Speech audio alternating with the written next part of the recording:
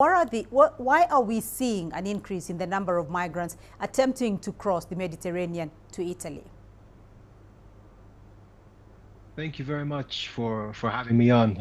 I think it's two things, really. I mean, firstly, the increase is slightly overblown or over-exaggerated by the Tunisian authorities.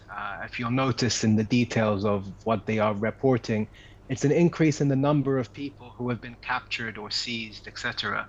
And I think that this is largely done to bolster the Tunisian negotiating position with the Italians and with the broader EU in order to get more money off of them, frankly. But in general, I think we can see a general increase year on year in the number of migrants looking to travel to Europe. And this is for a number of reasons. I mean, firstly, there are more refugees. You just had this report now on the war in Sudan, and that refugee trail from Sudan to Europe is starting to broaden. There's climate change. There is a situation in Niger whereby the new administration is now allowing migrants or helping migrants to cross the Sahara towards the coast.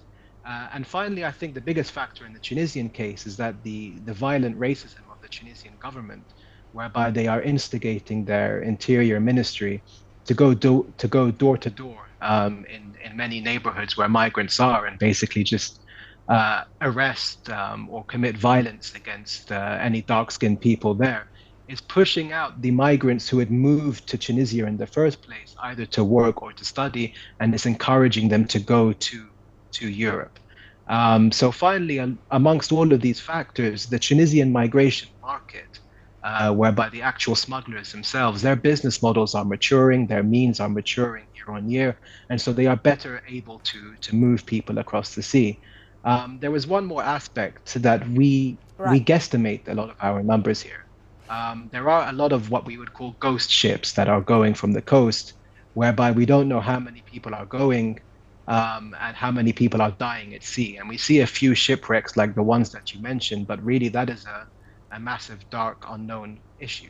So, Tarek, just very briefly, what are governments and partners doing to help migrants stop leaving their countries in that attempt to reach Italy or Europe? What can be done? Well, the brief response to that is that they are not doing much currently. And I think to really address it, we have to divide. We talk about migrants, but really there are refugees and there are migrants. And these are two very different cases. Refugees, unfortunately, we won't be able to do much about stopping them. What we should focus on instead is providing them safe routes away from war zones or away from climate change hit areas to be able to reach places of safety.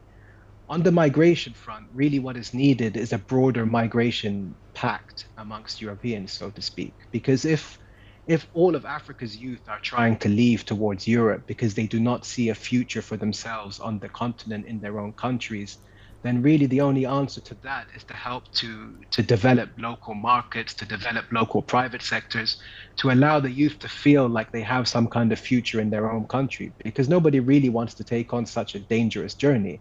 They do it because they feel like this is their only chance to live.